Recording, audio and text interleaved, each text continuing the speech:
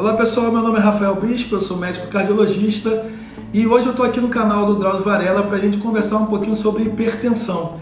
Essa doença crônica de alta incidência aqui no Brasil que chega a afetar até 30% da população, em especial os negros. E a gente vai entender um pouquinho melhor sobre isso agora. Existem aí uma série de fatores que contribuem para isso. Não só a questão genética, mas também os fatores socioeconômicos. A gente sabe que, pelo menos aqui no Brasil,